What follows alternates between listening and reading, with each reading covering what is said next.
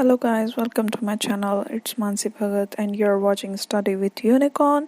तो आज हम पढ़ने वाले हैं MSOE 003 के यूनिट 1 रिलीजन सोशोलॉजिकल पर्सपेक्टिव्स।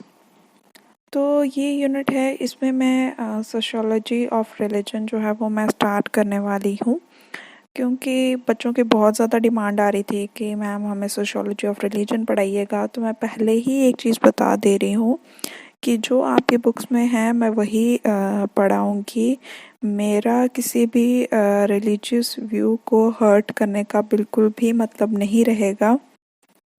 जो यहाँ पे बुक्स में लिखा हुआ है मैं वही पढ़ाने की कोशिश करूँगी, जो लिखा है वही दिखाऊँगी मैं, ठीक है, वही समझाने की कोशिश करूँगी।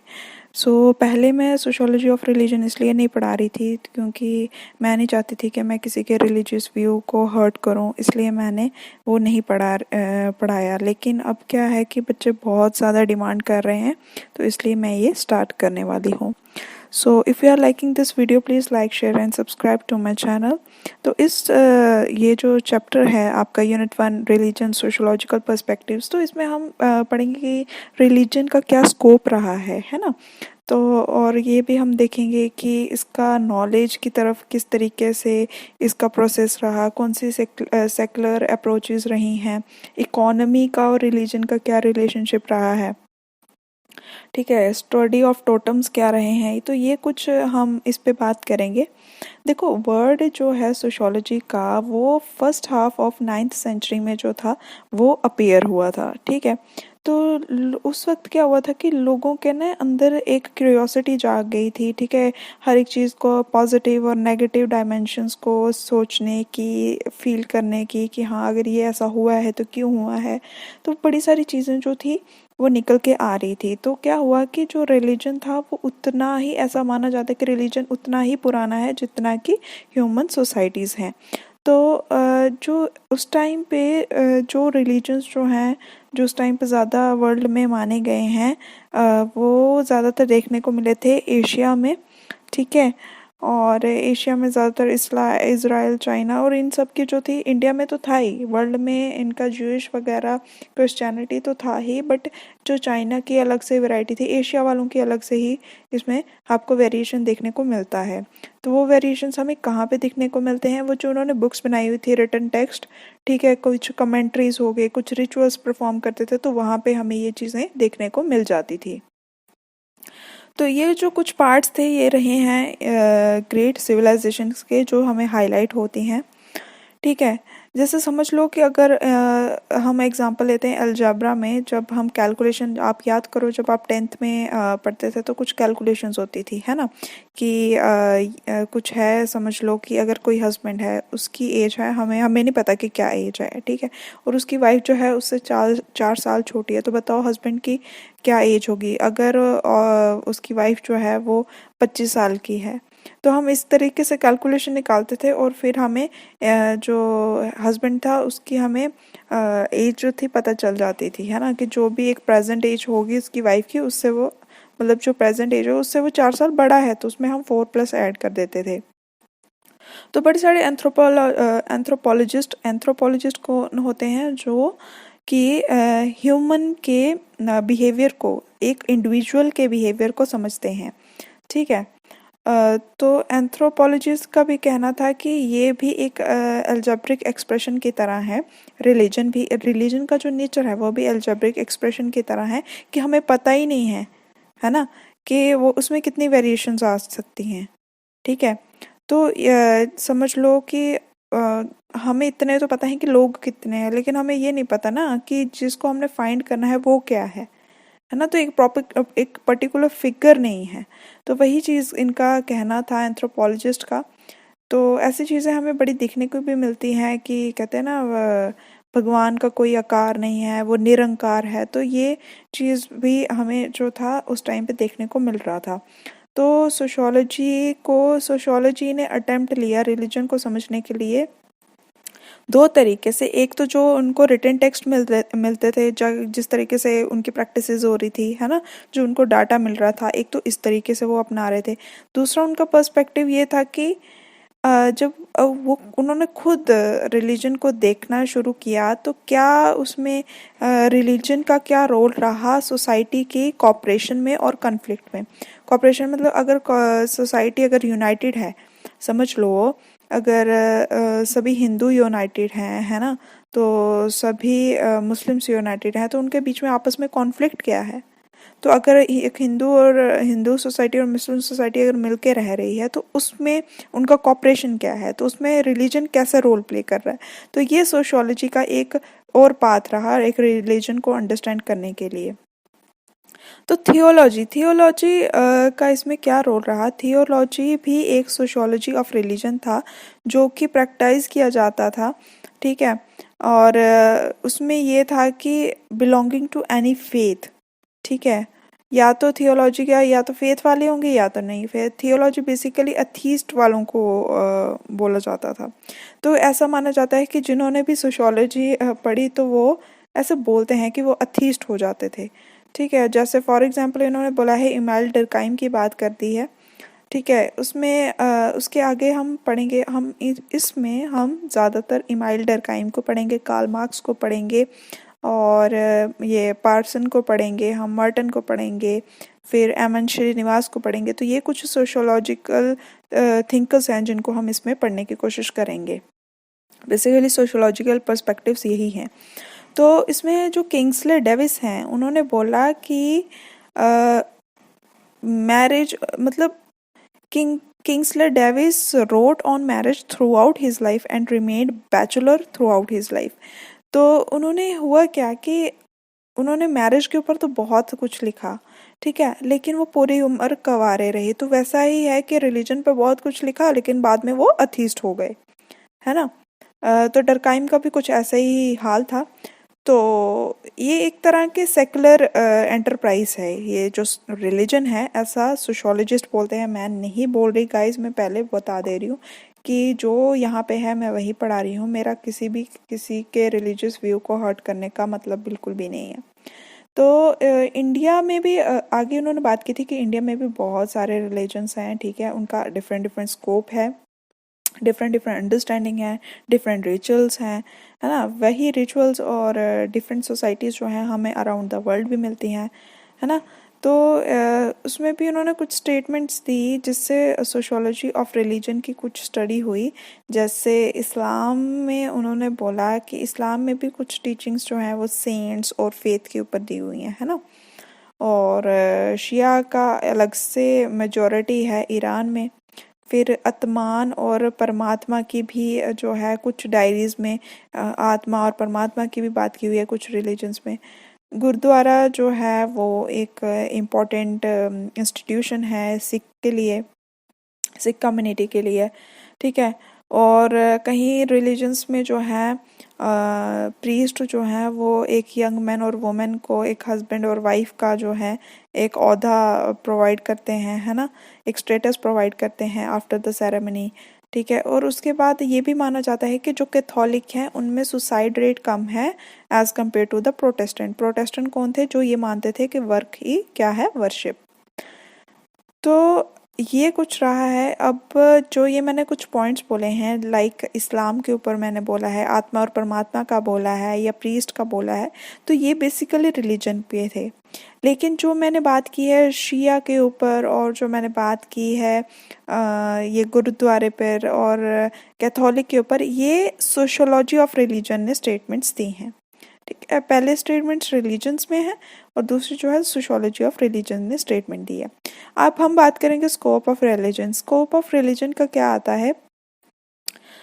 देखो, रिलीजन एक ऐसा सोशल फोर्स है, ठीक है, जो कि जिसका इन्फ्लुएंस जो है वो जब लोग पढ़े लिखे नहीं थे, ठीक है, कुछ पढ़े लिखे थे, ज़्यादा पढ़े लिखे नहीं थे तब भी था उन पे, और जो पढ़े लिखी सोसाइटीज़ हैं उन पर भी है, ठीक है। और इनका जो टीचिंग है और मोड ऑफ वर्शिप है ना, ये काफ़ी ज़्यादा वाइड स्प्रेड है थ्रू द हाइमन्स। हाइमन्स क्या हुआ, HYMNS।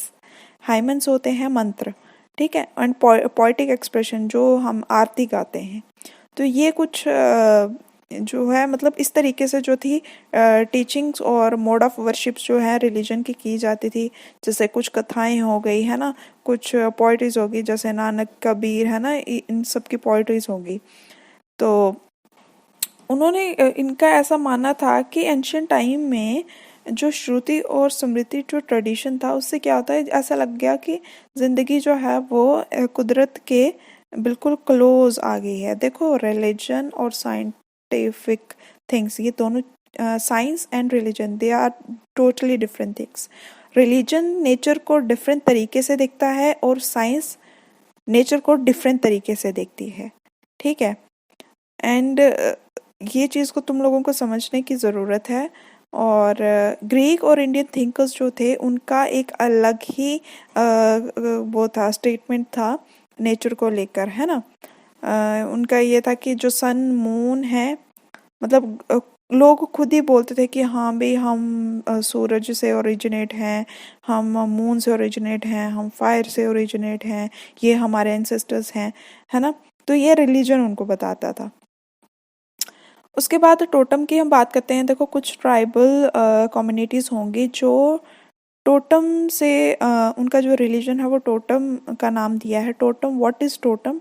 एक्चुअली टोटम क्या है, जब आप कोई भी एक नेचर का एक आप एलिमेंट ले लेते हो और उसमें बोलते हो कि वो स्पिरिट है और वही स्पिरिट हमारे में है। जैसे नाग देवता, कुछ लोग बोलेंगे कि हाँ जी हमारे देवते जो हैं वो नाग हैं, हमारे देवते जो हैं जी वो मछली है।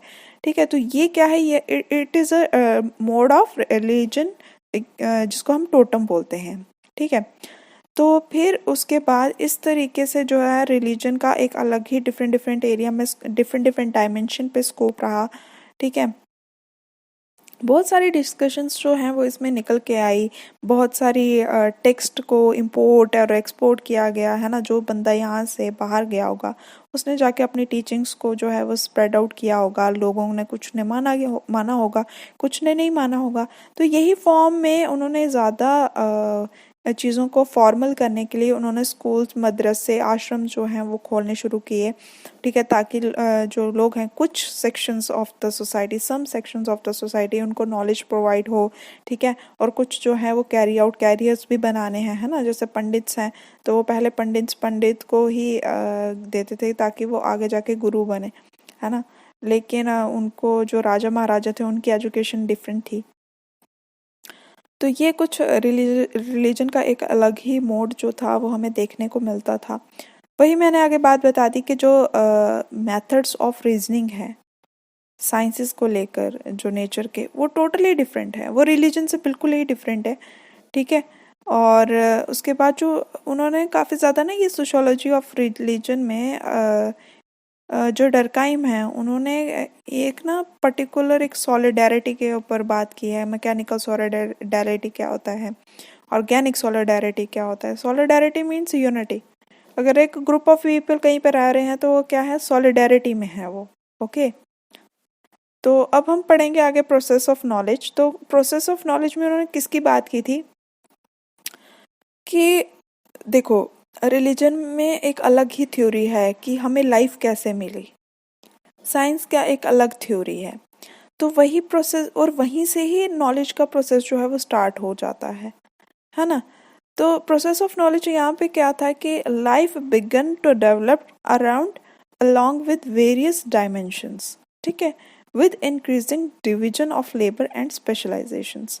फॉर एग्जाम्पल जैसे हिंदुज़म में है तो उन्होंने क्या किया कि लाइफ को जो है वो 4 भागों में इन्होंने डिवाइड कर दिया कि हाँ ये जो है कुछ ब्राह्मण रहेंगे, कुछ क्षत्रिय, कुछ वैश्य, कुछ शूद्रा। ठीक है, और उनके अलग अलग, हाँ जी तुमने पढ़ाना है, तुमने बिजनेस करना है, तुमने हमारे काम करने हैं, तुम हमारे सेवक हो। तो कुछ इस तरीके से जो है अलग ही डायमेंशंस में जो है लोगों का डिवीजन ऑफ लेबर हुआ। ठीक है, और साइंसेस का अलग था कि जो काबिलियत जिसको जो करना है वो करे, बस उसको समझ होनी चाहिए उस चीज़ की। तो यहाँ पे प्रोसेस ऑफ नॉलेज जो है वो डिफरेंट स्टाइल में हो गया। आपको देखो, रिलीजन में ये है तुम इस जात के हो, तुम उसके हो, तुम्हें यही करना है। But sciences was saying that कि तुम्हारा ये इंटरेस्ट है, तुम उसमें आगे जाके एक्सेल करो। ये नहीं है कि अगले बंदे को अगर उसमें आगे जाके इंटरेस्ट नहीं आया तो आप शिफ्ट कर सकते हो, लेकिन रिलीजन में ये है कि नो, यू आर दिस और आपको यही करना है, ठीक है, यू कांट शिफ्ट। तो ये चीज़ भी बहुत देखने को मिली थी और इसका जमकर बातें हुई साइंटिफिक ग्रोथ के ऊपर, ठीक है। आगे जाके एक कहते पुरानी कहावत थी कि गॉड ने बोला कि let there be light and there was light, ठीक है। अब वो जब साइंटिफिक वेरिएशंस बीच में आ गए तो तब ऐसा माना जाता है कि अब भगवान ने बोल दिया कि let Newton be and all will be light, ठीक है। तो ये कुछ कहावतें थी। रिनाइसेंस पीरियड जब आया, ठीक है, रिनाइसेंस पीरियड के उस टाइम भी क्या हुआ था कि लोगों को ना एजुकेशन के बारे में पता चल गया था। लोग ज़्यादातर एजुकेशन की तरफ एक्सप्लोर करने शुरू हो गए, curiosity. Renaissance period was the awakening period, ठीक है, टूवर्ड्स द सोसाइटी। तब मतलब एलिट क्लास का जो था, जो प्रीस्ट क्लास थी, एलिट क्लास थी, उनका जो था डिक्लाइनेशन स्टार्ट हो गया था।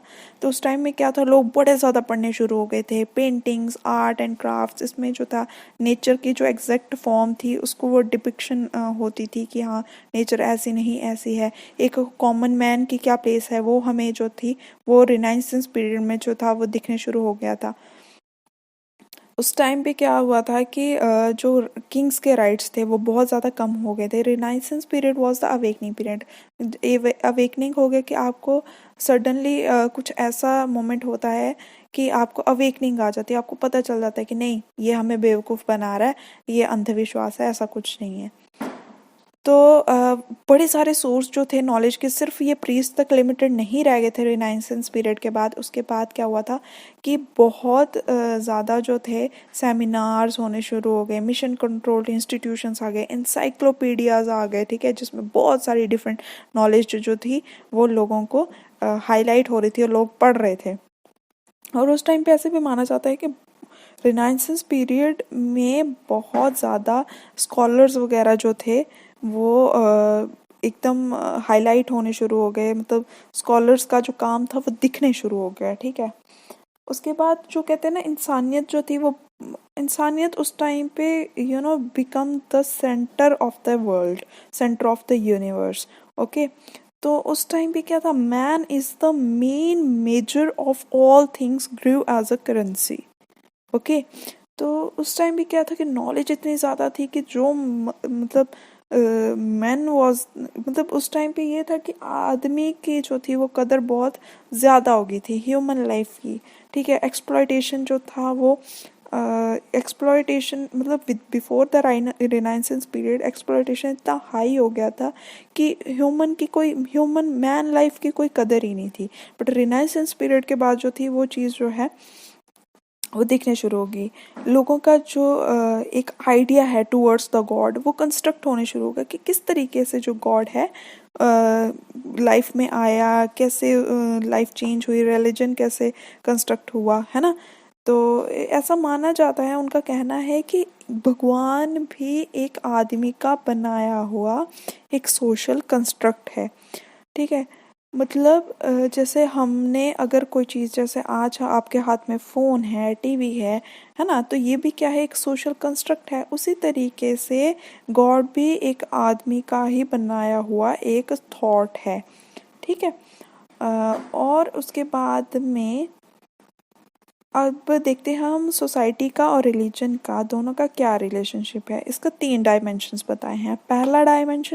पहले डायमेंशन में उन्होंने ये चीज़ बताई है कि रिलीजन ने एक ओवर फ्रेम दिया है कि एक आदमी को किस तरीके से अपनी सोशल लाइफ को एक ऑर्गेनाइज तरीके से रखना है और उसकी कैसे, अगर सोसाइटी की क्या क्या एक लिमिटेड सोशल एक्टिविटीज़ होंगी, ठीक है। और उसके बाद दूसरा डायमेंशन उन्होंने ये बताया कि रिलीजन जो है एक मेजर इंस्टीट्यूशन है सोसाइटी का, जो कि एक बहुत ही लिमिटेड रोल जो है और डिफाइंड रोल जो है वो सोसाइटी में प्ले करता है, ठीक है। उसके बाद तीसरा डायमेंशन उन्होंने ये बोला कि रिलीजन जो है वो इन्फ्लुएंस करता है some aspects of social life, जो कि बाकी सोशल सेक्टर को जो है वो इन्फ्लुएंस करेगा। समझ लो एक पे असर हुआ तो बाकी 4 पे ऑटोमेटिकली असर हो गया। ठीक है, तो ये 3 डायमेंशंस थे जो रिलेशनशिप बताते हैं सोसाइटी एंड रिलीजन के बीच में। फिर उसके बाद अब बात आती है डरकाइम की। तो डरकाइम का क्या मानना था? उसने बोला था, डरकाइम जो था 20th सेंचुरी में सोशियोलॉजिस्ट हुआ, उसने ये चीज़ बोली कि हमें जो है साइंटिफिक अप्रोच से हमें नेचर ऑफ रिलीजन को हमें समझना होगा। ठीक है, एक साइंटिफिक तरीके से समझना होगा। ठीक है, उसने बोला कि हमें रिलीजन जो है वो हर एक सोसाइटी में मिलता है। या तो आप प्रिमिटिव, मतलब जब primitive was means the simple societies, ठीक है, जब तब कोई घपला नहीं हुआ था, सिंपल एक साधारण तरीके से जो सोसाइटीज़ रहती थी। ठीक है, कुछ वो रिलीजन्स थे, कुछ मिडिवल टाइम पे जो रिलीजन, आप मतलब चाहे आप ancient, primitive, ancient, medieval, modern कोई भी सोसाइटी ले लो, आपको वहाँ पे रिलीजन दिखेगा। ठीक है, और जो प्रिमिटिव सोसाइटी थी वो सबसे सिंपलेस्ट फॉर्म ऑफ सोसाइटीज़ थी। और जैसे जैसे उसके बाद सोसाइटीज़ में एवोल्यूशन आता गया, सोसाइटीज़ डेवलप होती गई, उस तरीके से जो रिलीजन था उसमें कॉम्प्लेक्सिटीज़ बढ़ती गई। ठीक है, और जो प्रोसीजर्स थे वर्शिप करने के, वो भी तरीके जो थे वो चेंज होते गए।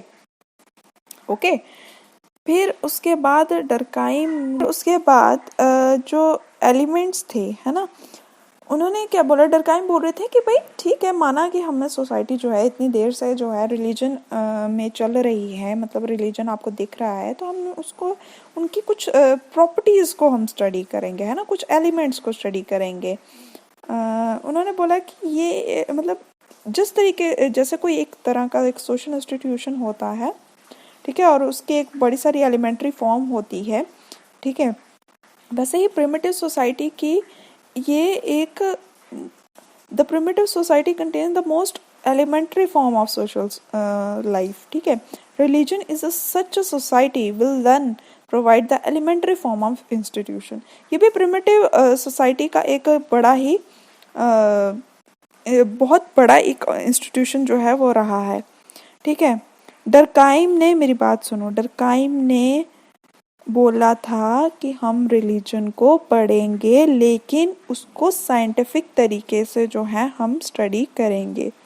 ठीक है, फिर उसकी, उनकी जो थी वो नज़र पड़ी, उन्होंने बोला कि जो रिलीजन है वो एक एलिमेंट्री फॉर्म है किसका? Primitive society. हुआ व्हाट आर प्रिमिटिव सोसाइटी? जो कि एक सिंपलेस्ट फॉर्म ऑफ सोसाइटी थी। ठीक है, बहुत एंशियंट में जो सोसाइटीज़, जहाँ से सोसाइटी का ओरिजिन हुआ होगा, जहाँ पे सोसाइटीज़ पहले बनी होंगी, उन सोसाइटीज़ को हम बोलेंगे प्रिमिटिव सोसाइटीज़। ठीक है, तो उन्होंने इस चीज़ को स्टडी करने के लिए उन्होंने बोला कि उस टाइम पे, प्रिमिटिव सोसाइटी के टाइम पे ही हमें जो है एक प्योरेस्ट फॉर्म ऑफ रिलीजन हमें मिल सकती है। ठीक है, और ये उन्होंने बोला कि इन दैट सेंस हमें एक जो है, ये एक तरह की एक एक्सपेरिमेंटल स्टडी है। ठीक है, और वही एक्सपेरिमेंटल स्टडी की खोज में उन्होंने एक आइलैंड था ऑस्ट्रेलिया में, ठीक है, वहाँ पे एक क्या था, अरुणता ट्राइब थी, जहाँ पर जाके उन्होंने उसमें देखा कि बड़े सारे लोग जो थे वो इलिटरेट थे। ठीक है, और उन्होंने उनको स्टडी किया और एक्सप्लोर किया, और फिर उसके बाद उसके जो वर्क्स हैं वो आज भी कहाँ पर हैं, वो लाइब्रेरी है कोई पेरिस में, वहाँ पर है। और उसकी, उनकी जो बुक्स में जिसमें उन्होंने वो ट्राइब को हाईलाइट किया, ठीक है, वो बुक थी the elementary form of religious life. अब तुम्हें पता चल गया होगा कि अगर उन्होंने बुक का नाम लिखा है elementary form of religious life, तो वो कैसे बना। एलिमेंट्री फॉर्म्स कौन सी फॉर्म? जो सबसे पहले, ठीक है, जो हाँ से समझ लो, अगर केमिस्ट्री की ही हम बात करते हैं तो सबसे पहले एलिमेंट्स मिलके ही एक कंपाउंड बनाते हैं। The elementary form is the most simplest form of religious life. तो वो हमें कहाँ पे मिलेंगी? प्रिमिटिव सोसाइटीज में। ठीक है, तो फिर उसके बाद ये जो ऑस्ट्रेलिया की जो, फिर हम आगे पढ़ेंगे स्टडी ऑफ टोटम्स। तो स्टडी ऑफ टोटम्स का जो स्टडी था वो कहाँ से स्टार्ट हुआ? ऑस्ट्रेलिया में। मैंने पहले बोला कि डरकाइम का जो नज़र गई, उसने बोला कि मेरे को इसकी एक्सपेरिमेंटल स्टडी करनी पड़ेगी भाई।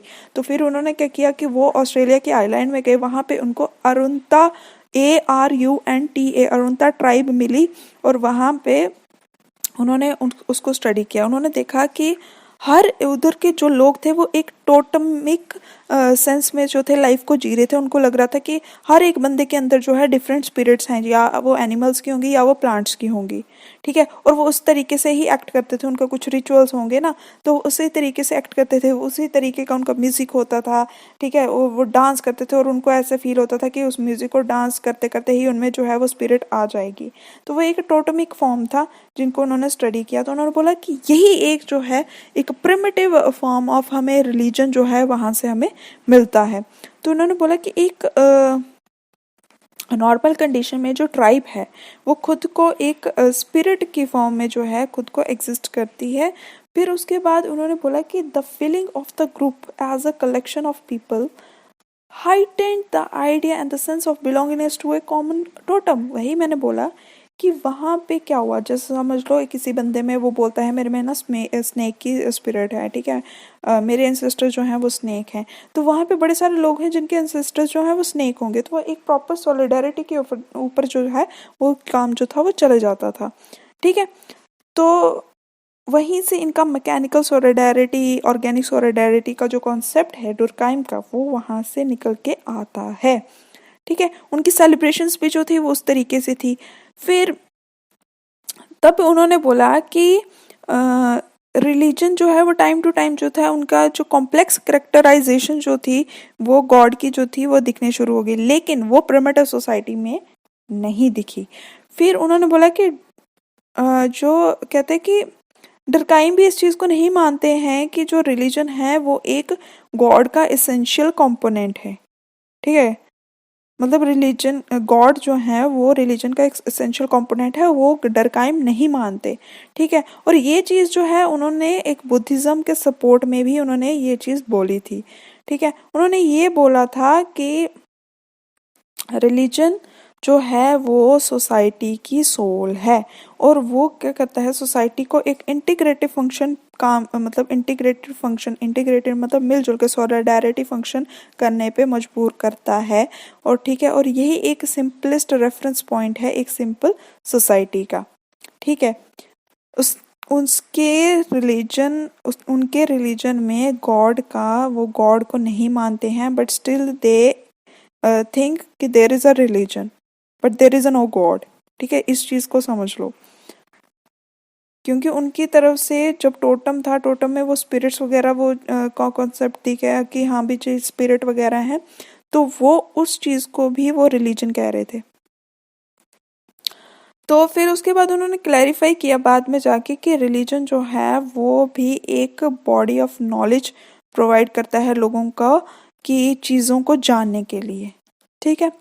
उसके बाद जो था, उसके बाद जैसे ही रिनाइसेंस पीरियड आया, साइंस का एक अलग ही बून जो था वो सोसाइटी में निकल के आया।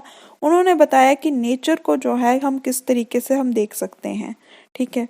अगर वहाँ पे बहुत सारे स्कूल्स और चर्चेस वगैरह आ गए थे, यूनिवर्सिटीज़ एस्टैब्लिश हो गए थे, ठीक है। एक नया ही तरीका जो था, एक साइंटिफिक तरीके से हम चीज़ों को मानने शुरू, हाइपोथेटिकल नहीं, साइंटिफिकली प्रूवन चीज़ों को हम मानने शुरू हो गए थे। उसके बाद हम आ जाते हैं सेकुलर अप्रोचेस में।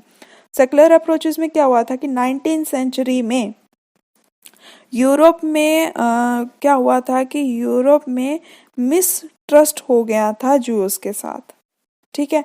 और जो ग्रेटली से स्कॉलरली ट्रेडिशंस जो थे, ठीक है, वो एक अलग ही लेवल का सक्सेस में आ गया था, जिससे क्या होता है एक जेलसी क्रिएट हो गया था, ठीक है। एक रेशियल डिस्क्रिमिनेशन जो था वो स्टार्ट हो गया था। फिर उसके बाद जो जर्मनी में बड़े सारे जो स्कॉलर्स थे, उनके पेरेंट्स, उन्होंने देखा कि जो ज्यूज थे, है ना, ज्यूज जर्मनी में, उन्होंने बड़े सारे जो स्कॉलर्स थे, उन्होंने देखा कि हाँ उनके जो पेरेंट्स हैं वो कैसे क्रिश्चियनिटी में जो थे कन्वर्ट हो गए। तो उनमें से दो लोग ये भी थे, मैक्स वेबर और कार्ल मार्क्स, वो भी इन कैटेगरी में आते थे। तो डरकाइम जो थे वो बॉर्डर एरिया में रहते थे, ठीक है, फ्रांस और जर्मनी के, ठीक है। वो भी जो थे वो जूइश फैमिली से पले पले बड़े थे। उसके बाद वो प्रीस्ट बन गए, ठीक है, प्रीस्ट के वो ट्रेंड हुए। फिर उसके बाद जो था वो जर्मनी में उन्होंने जो था वो काम जो था वो स्टार्ट कर दिया था। फिर उसके बाद क्या हुआ कि डरकाइम जो थे वो पेरिस मूव कर गए, और उसके बाद जो है उन्होंने क्या हुआ कि ही बिकेम एग्नोस्टिक, ठीक है, जो कि मतलब अंधविश्वास, ठीक है, कोई भी फेथ को वो जो है प्रैक्टिस वो नहीं करते। फिर उसके बाद जो है समझ लो वही बात है कि डरकाइम ने पूरी उम्र जो है रिलीजन के बारे में लिखा, लेकिन बाद में वो अथीस्ट हो गए। तो यही सिस्टम जो था वो आगे चलता गया और डरकाइम ने ये हेल्प की, ठीक है, Durkheim's help was taken to improve the secular basis of education away from the control of the church and the professor of the education. तो उसमें इन्होंने क्या किया, डरकाइम ने जब ये सारा पूरी उम्र जो है वो रिलीजन के ऊपर लिखा, फिर उसके बाद इन्होंने क्या किया कि लोगों ने हेल्प ली, ठीक है, कि क्योंकि उस टाइम पे कैथोलिक चर्चेस का जो था वो एजुकेशन के ऊपर बहुत कंट्रोल था। तो रिनाइसेंस पीरियड के बाद क्या हुआ कि इनका जो कंट्रोल था वो हट गया, और जो कंट्रोल जब हटाने के बाद जो एजुकेशन का जो मोड था वो किसकी हेल्प, उसको री एस्टैब्लिश करने के लिए जो था वो डरकाइम की हेल्प ली गई और उसको as a professor of education भी नवाजा गया। तो उसके बाद उन्होंने किस किस तरीके से हेल्प की, उन्होंने एक ट्रेनिंग करवाई, ठीक है, क्वालिफाइड टीचर्स के लिए, है ना। फिर उसके बाद उन्होंने बताया कि हम कैसे सोशियोलॉजी में हम साइंटिफिक स्टडीज़ को प्रमोट कर सकते हैं, हमें साइंटिफिक तरीके से लेना चाहिए, है ना, अंधविश्वास नहीं हमें करना चाहिए। तो डरकाइम का ये रोल रहा। उसके बाद जब मिडिल 20th सेंचुरी आई तो मर्टन ने कमेंट किया, ठीक है, upon the role of collective participation in the life of, मतलब जैसे जी कलेक्टिवली ट्राइबल पीपल पार्टिसिपेट करते हैं किसी भी सेरेमनी में, तो उस पर जो है मर्टन ने ये कमेंट किया और बोला कि ये एक मतलब एंड ये एक पर्टिकुलर एक सिग्निफिकेंस, एक सोशल सॉलिडेरिटी का ये एक रूप जो है वो निखर के जो है वो आता है। और उन्होंने बोला कि ये एक तरह का एक लेटेंट फंक्शन ऑफ रिलीजन है, ठीक है, मतलब इसी तरीके से जो है वो उनकी जो काम है वो चल पाता है। उसके बाद पर्सन ने ये चीज़ बोली कि पर्सन ने ना AGIL का ना एक कॉन्सेप्ट दिया, ठीक है। AGIL का इन्होंने कैसे कॉन्सेप्ट दिया, उन्होंने बोला कि रिलीजन जो है वो क्या करता है, वो एक लेवल क्रिएट करता है कि क्या सोसाइटीज़ में क्या वैल्यूज़ होनी चाहिए। उसके बाद क्या होता है कि किस तरीके से जो रूल्स एंड रेगुलेशंस जो हैं वो इस सोसाइटीज़ को, एक टेम्पल को कैसे इस्टेब्लिश करना है, उसके क्या रूल्स एंड रेगुलेशन है, कौन सी सोसाइटी को कैसे एक्ट करना है, तो वो चीज़ भी जो है एक रिलीजन जो है वो एक सेटअप क्रिएट करता है। और ये चीज़ कौन सेटअप करती है, सॉरी, रिलीजन पहले क्या करता है, एक लेवल सेट करता है कि सोसाइटी में क्या क्या वैल्यूज़ होनी चाहिए, और वैल्यूज़ जो है वो डिसाइड करती है कि क्या रूल्स एंड रेगुलेशंस होने चाहिए, ठीक है। एंड उसके बाद यही मोड जो है वो रिजॉल्व करता है डिस्प्यूट सोसाइटीज़ में, ठीक है, और एनेबल करता है जो पॉलिटिशियंस हैं, जो एलीट क्लास है, कि उनको एक कॉमन गोल जो है और उनको कैसे सोसाइटी में फंक्शन करना है, कैसे कॉमन गोल जो हैं वो अचीव करने हैं। और यही चीज़ जो है वो गाइड करती है कि कैसे हमने सोसाइटी में जो इकोनॉमी है वो कैसे कंट्रोल करनी है, कैसे जो नेचुरल रिसोर्सेज है उसका यूटिलाइजेशन हो, कैसे अडेप्टेशन हम करें। तो ये एक पैराडिगम था किसका, सोशल सिस्टम का, जिसने उसने लिखा था AGIL। तो AGIL में सबसे पहले आता है अडेप्टेशन, फिर आता है गोल्स, फिर आता है इंस्टीट्यूशंस, उसके बाद क्या आता है वैल्यूज। तो जिसको उन्होंने जो है लेटेंट फंक्शन का जो है वो उन्होंने बोला कि यही एक लास्ट फंक्शन है जो रिलीजन को बिलोंग करता है। मैनिफेस्ट फंक्शन और लेटेंट फंक्शन जो है वो ये मर्टन का कॉन्सेप्ट है, ठीक है। और लेटेंसी का जो latency means the last function that belongs to a religion, वो किसका कॉन्सेप्ट है, पर्सन का। अब हम बात करते हैं economy and the religion. Economy and religion, इसका सिंपल सी बात है, तो मैं सिंपल वे में बता दूं, मैं इसमें दो व्यूज़ आते हैं। पहले व्यूज़ में ये है कि तुम अगर आज के प्रेजेंट में अगर तुम गरीब हो या तुम अमीर हो, ठीक है, ये मैं फर्स्ट बता रही हूँ। अगर तुम गरीब हो, तुम अमीर हो, ये तुम्हारा जो है वो पुराने जन्म का गाथा है, ठीक है। पुराने जन्म में तुमने कोई ऐसे कर्म किए होंगे इसलिए तुम आज अमीर हो या गरीब हो। अगर अच्छे कर्म किए तो आज तुम अमीर हो, अगर बुरे कर्म किए तो आज तुम गरीब हो। तो एक तो ये कॉन्सेप्ट था। दूसरा कॉन्सेप्ट आ जाता है प्रोटेस्टेंट का। प्रोटेस्टेंट कौन थे, ठीक है। प्रोटेस्टेंट में वो थे जो मानते थे कि वर्क इज वर्शिप, ठीक है। और वर्क इज वर्शिप, उन्होंने बोला कि हमारा रिलीजन ही वही है, hard work is our religion, ठीक है। उन्होंने बोला है कि हमें जो स्पिरिट ऑफ रिलीजन है वो एनकरेज करती है एक आदमी को कि वो काम करे, वर्क हार्ड करें और उससे मनी कमाए, और जो उससे मनी आती है उसको एक और मनी में लगाए ताकि और ज़्यादा मनी आए। तो उससे क्या होता है, एक कैपिटल जो है वो क्रिएट हो जाता है, ठीक है। तो इससे क्या हुआ कि यही चीज़ जो है प्रोटेस्टेंट जब अमीर होने शुरू हो गए, तो ये एक तरह का एक फैशन, कहते हैं ना कि the heaven is brought to the earth, ठीक है। स्वर्ग ही उन्होंने, प्रोटेस्टेंट इतने हार्ड वर्किंग हो गए कि उन्होंने स्वर्ग को जो है धरती पे ले आए थे, ऐसा बोलते हैं। ठीक है, क्योंकि वर्क हार्ड करोगे तो ऑब्वियसली चीज़ें अच्छी मिलेंगी। तो ये चीज़ जो है वो कैथोलिक्स में बहुत हाईलाइट होने शुरू हो गई, ठीक है। जर्मनी में ये चीज़ें जो है वो बहुत दिखने शुरू हो गई, ठीक है। कैथोलिक्स को भी एक अपना देखो, जबकि प्रोटेस्टेंट जो थे वो साइंस एंड टेक्नोलॉजी की तरफ भाग रहे थे, तो उस वक्त कैथोलिक एक अपनी दुनिया में खोए हुए थे, ह्यूमैनिटीज़ और आर्ट्स में जो थे जा रहे थे वो। लेकिन जो प्रोटेस्टेंट थे वो उस टाइम पे क्या था, साइंस एंड टेक्नोलॉजी की तरफ, साइंसेस की तरफ वो भागने शुरू हो गए थे। तो यही चीज़ जो था मैक्स वेबर ने अपने एक ऐसे में लिखा था, Protestant ethic and the spirit of capitalism. तो इस बुक में जो है इस चीज़ों को जो है उन्होंने प्रोटेस्टेंट, और उसका मैंने आपको पूरा कॉन्सेप्ट दे दिया, और ये जो चीज़ थी वो इसमें हाईलाइट हुई थी। उसके बाद आगे जाके ये चीज़ें फैल गई, उसके बाद कैपिटलिज्म, इंडस्ट्रियलाइजेशन आया, कैपिटलिज्म फैल गया। तो राइज ऑफ कैपिटलिज्म हुआ, तो उससे क्या हुआ, जब जहाँ जहाँ पर राइज हो रहा था कैपिटलिज्म का, वहाँ पर ही जो एग्रीकल्चर की, जो खुद से एग्रीकल्चर करते थे, वो जो था डिक्लाइन होने शुरू हो गया। उसके बाद जो था ट्रांसफ़र ऑफ सरप्लस जो थी, इंडस्ट्रियल ग्रोथ बढ़ गई, ठीक है, लोगों को एक्सप्लॉयटेशन बढ़ गया। तो वो सब चीज़ें जो था वो बहुत ज़्यादा हो गई, ठीक है। और उस टाइम पे यूरोप में जो थे दो थिंकर्स जो थे वो घूम रहे थे। पहले बात हम Marx Weber, sorry, Karl Marx और मैक्स वेबर दोनों वहाँ पे घूम रहे थे यूरोप में जब राइज ऑफ कैपिटलिज्म हुआ। तो मार्क्स ने क्या बोला कि देखो, मार्क्स ने क्या किया कि उसने एक डिफ्रेंशिएट करके बताया कि बेसिक स्ट्रक्चर क्या है और super structure of the society क्या है। तो उसने ये बोला कि भाई देखो, एक तो बेसिक स्ट्रक्चर है जो हमारे लोग जो हैं वो करते हैं, मेहनत करते हैं, ठीक है, एलीट क्लास है, एक्सप्लॉयटेशन है, तो वो क्या है, super structure of the society बना दिया है। तो उससे क्या होगा भाई, स्ट्रेस एंड स्ट्रेन क्रिएट होंगे सोसाइटी में, ठीक है, तो रेवोल्यूशन आ जाएगा। तो उसके बाद उन्होंने बोला कि इसमें जो रिलीजन जो है वो बड़ा रोल प्ले करता है, ठीक है। धर्म के नाम पे आपको डराया जाएगा, आपको धमकाया जाएगा, आपसे पैसे ले लिए जाएंगे।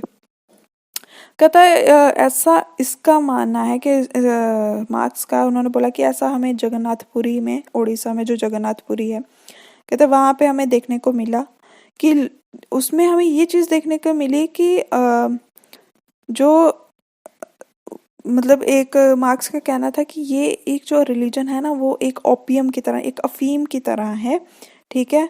जिस तरीके से अफीम जो है, आप मतलब अफीम लेने के बाद वो लोग बंदे अपने ही दुनिया में खो जाते हैं, है ना।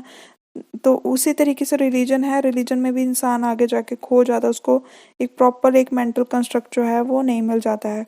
मतलब लोगों में जब अगर प्रॉब्लम होगी तो उनको लगेगा कि हाँ वहीं पर ही सॉल्यूशन है, ठीक है। तो इस तरीके से उन्होंने इस चीज़ की बात की। और रिलीजन भी जो है वो किसका बनाया हुआ है, आदमी का ही बनाया हुआ है, it is a social construct. फिर उसके बाद weber,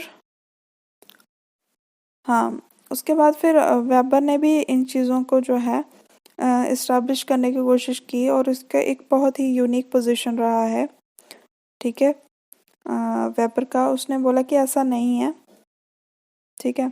max Weber's position is unique in the sense that he consider a particular form of religion to be the driving force of human efforts in the rational organization of economy of specific type of capitalism।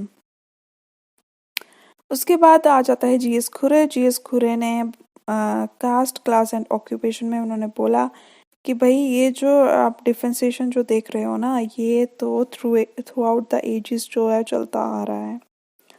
ठीक है, हमारे यहाँ पे cast तब से थी। GS गुरे is a Indian sociological thinker, तो उन्होंने ये बोला कि कास्ट तो हमारे भाई बहुत पुराने टाइम से जो है वो चली आ रही है। वही चीज़ जो इरावती कार्व ने भी बोला, उसने बोला कि जब उसने जो है महाभारत टाइम से लेकर 20th सेंचुरी के डेज को कवर किया, और उन्होंने डिफरेंट जैसे किनशिप ऑर्गेनाइजेशंस जो हैं वो किस तरीके से रीजनली स्प्रेड हुई, उस चीज़ को हाईलाइट किया।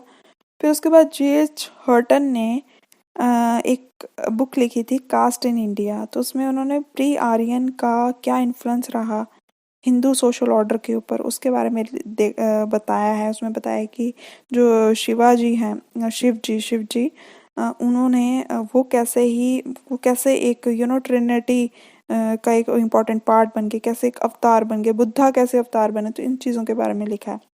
उसके बाद गॉड और गॉडेसेस की हम बात करते हैं, तो गॉड और गॉडेसेस में यूनिवर्सिटी है एक यूके में ओपन यूनिवर्सिटी, उसमें उन्होंने ये चीज़ लिखी है कि उसमें ना एक बुक है gods of heaven house of gods, ठीक है। और उसमें क्या हुआ कि जितने भी पेंटिंग्स वगैरह थे, जितने भी आर्ट्स वगैरह थे, उनको देख के किस तरीके से गणपति किस तरीके से थे, तो उन सबको डिपिक्ट करके जो थे गॉड्स और गॉडेसेस के बारे में बताया हुआ। तो इथनोग्राफिकल अकाउंट्स के ethnography that means the field research, हम फील्ड पे जाके देखते हो उसमें क्या है क्या नहीं है। तो एम.एन. श्रीनिवास ने जो था एक बुक लिखी थी religion and the society among the Coorgs of South India, ठीक है। तो कुर्ग्स जो थे वहाँ की ट्राइबल थी, ठीक है, साउथ इंडिया में। वहाँ पे आई थिंक जगह का नाम है शायद, आई एम नॉट श्योर।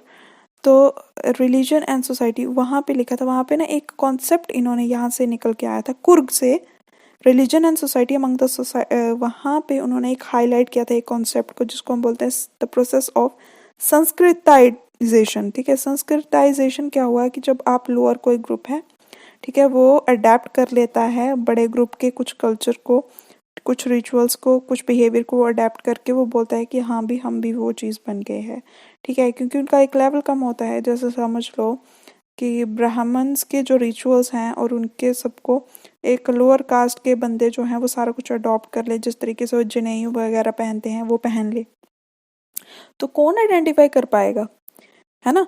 तो वही चीज़ का कहते हैं कि एक संस्कृताइजेशन चीज़ को जो है हमें वो देखने को मिली, ताकि लोगों को एक सांस मिले, कोई उनको इम्प्योर ना बोले, ठीक है।